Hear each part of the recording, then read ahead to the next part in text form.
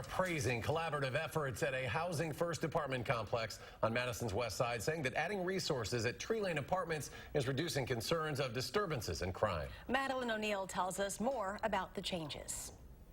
We've heard a lot of concern when it comes to the Tree Lane project.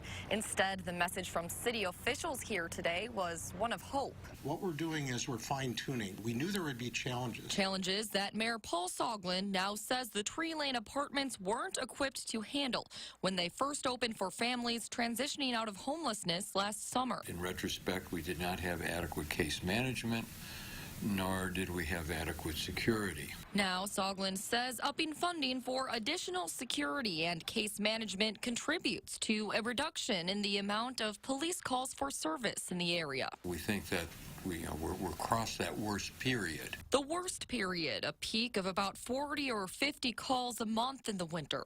Soglin says now that averages down to about a dozen a month. A lot of lessons have been learned and constructively embraced, and I think that now moving forward, the trajectory of the calls for service are less compelling, less urgent, and certainly less magnified in terms of their frequency and scope of our attention. Also playing a role are neighborhood volunteers working with Tree Lane families. It is not us versus them. They are part of us. They are part of our community. They're part of our neighborhood. And the nonprofit organization The Road Home now has case managers like Belinda Richardson on site at the complex working with families and children. We're again starting to get to know the families as well as some of the community resources. It's a combination of these efforts that neighborhood and city officials say are pushing things in the right direction.